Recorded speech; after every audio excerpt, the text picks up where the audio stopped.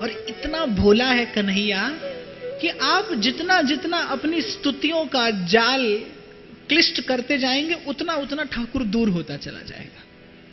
आप जितना कठिन क्लेश साधन में पड़ते जाएंगे उतना उतना सहज भक्ति का भाव दूर होता चला जाएगा।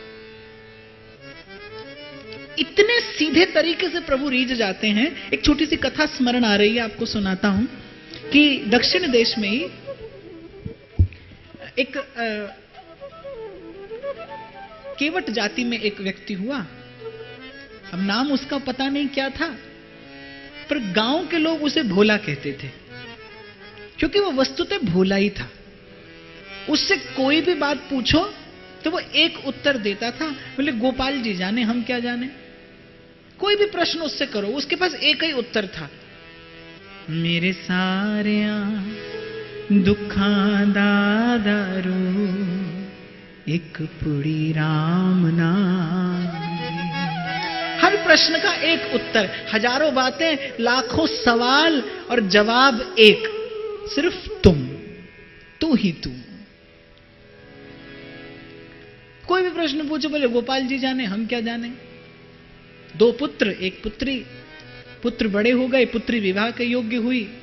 पास में कोई अधिक धन संपत्ति थी नहीं, नौका थी, केवल खाने को 2 समय का भोजन मिल जाता था, बस इतना ही निर्वाह हो रहा था। अब कन्या का विवाह कैसे होवे। तो भोला ने कहा कि नगर सेठ से कुछ रुपया लेते हैं और 2 तुम 1 मैं, और परिश्रम करके धन कमाएंगे, उसे लौटा देंगे। कन्या का विवाह समय पर होना आवश्यक है। धन लिया, विवाह हो गया, और भोला ने समय पर धन लौटा भी दिया। नगर सेठ ये जानता था कि ये सचमुच भोला है, पढ़ा लिखा है नहीं, कुछ जानता नहीं। तो उसने भोला को रसीद के स्थान पर कुछ और लिखकर दे दिया, भोला से अंगूठा लगवा लिया, और कुछ काल के बाद भोला पर मुकदमा कर दिया कि इसने मेरी दी हुई राशि लौटाई नहीं। अब कोर्ट में पेशी हुई, जज के सामने भोला को लाया गया। बोले तुमने रुपया लौटाया? बोले लौटाया। रसीद? बोले ये रसीद है। तो जज ने कहा ये तो रसीद नहीं है। बोले इन्होंने तो हमें यही दी। तो बोले फिर रसीद कैसे बदल गई? भोला ने कहा गोपाल जी जाने, हम क्या जाने। तो जज ने कहा जब तुमने रुपया दिया तब कोई था साक्षी में, कोई था? बोले गोपाल जी थे। तो जज ने कहा गोपाल जी को बुलाओ। तो भोला ने कहा हम क्या जाने वो आएंगे कि नहीं। तो जज ने कहा बुलाएंगे तो क्यों नहीं आएंगे। बोले गोपाल जी जाने, हम क्या जाने। तो जज को लगा कि कुछ ना कुछ तो बात है। जज ने गोपाल जी के नाम पर सम्मन जारी कर दिए अपने खर्चे से। अब भाई चपरासी पूरे गांव में डोले, गोपाल जी गोपाल जी गोपाल जी के नाम के सम्मन है। अब कौन सम्मन लेने आए? गोपाल जी का मंदिर गांव में, जहां भोला नित्य दर्शन करने जाता है। पुजारी मंदिर के बाहर बैठा है। उसने पूछा कि भैया गोपाल जी कोई हैं यहां पर? पुजारी ने कहा हाँ है। बोले उनके नाम का सम्मन है। जब पुजारी ने सब बात जानी तो पुजारी समझ गया, उसने सम्मन ले लिए। चपरासी चला गया और पुजारी गया भीतर में। बोले प्रभु आपके लिए भेंट आती है, कभी वस्त्र आते हैं, कभी आभूषण, कभी भोग, आज सम्मन आया है, इसको स्वीकार करिए। लेकिन पुजारी भक्त था और कहा प्रभु उसका आपके अतिरिक्त और कोई नहीं है, इसलिए जाइएगा अवश्य। और जिस दिन तारीख पड़ी, पुजारी ने उस दिन सबसे सुंदर पोशाक ठाकुर जी को पहनाई और फिर कहा कि प्रभु भक्त की लज्जा आपके हाथ में है। मैं जानता हूं कि उस भोला का आपके अतिरिक्त और कोई नहीं है, वो आपके अतिरिक्त किसी को नहीं जानता। तो पुजारी ने कहा प्रभु अपयश आपका होगा। तो पुजारी यहां से प्रभु से प्रेमालाप कर रहा है और वहां कचहरी में आवाज लगी गोपाल जी हाजिर हों, गोपाल जी हाजिर हों।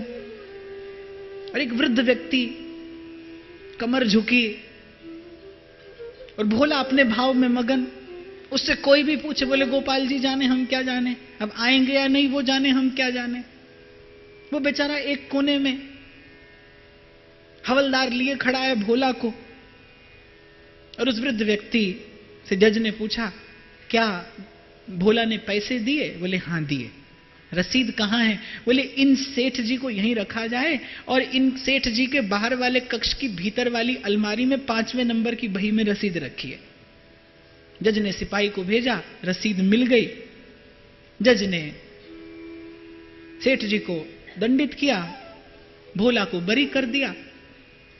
लेकिन जज के मन में एक जिज्ञासा उत्पन्न हो गई कि इस सारी घटना के पीछे कोई ना कोई विलक्षण बात तो है। बुलाया भोला को, बोले कौन है गोपाल जी? बोले गोपाल जी जाने, हम क्या जाने।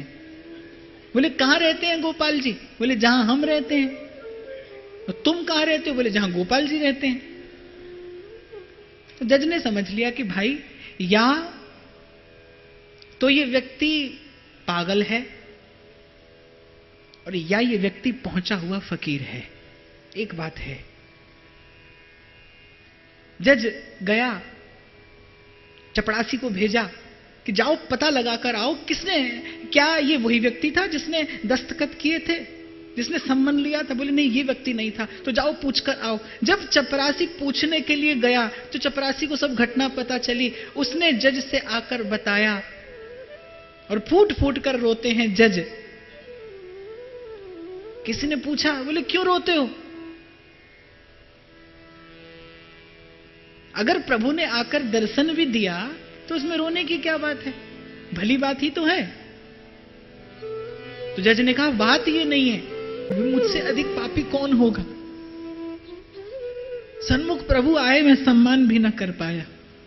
वृंदावन के संत बताते हैं कि उसी दिन नौकरी छोड़ी, वृंदावन आ गए।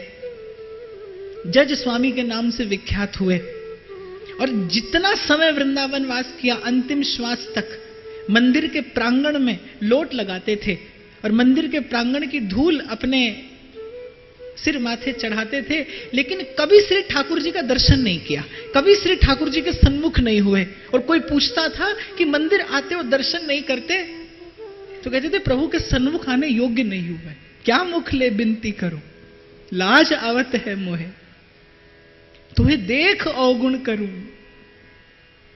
भूलता नहीं मैं वो घड़ी जब इतना सरल है। संत कहते भगवत प्राप्ति कितनी सरल है, जैसे माखन के लौने से बाल को खींचना सरल है।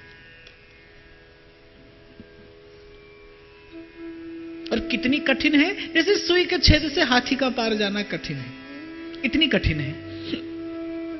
इसीलिए मैं बार बार घूम फिर के आता हूं इस बात पर कि मन में कपट न रहने देना। जो हो प्रभु के सामने ज्यों का त्यों निवेदन करना। मन में कामना भी हो तो प्रभु से मांगने में संकोच मत करना। संसार के आगे हाथ फैलाना नहीं और प्रभु के आगे संकोच नहीं करना। लेकिन आशा संसार की हो और कहाओ भक्त, ये प्रभु को स्वीकार नहीं।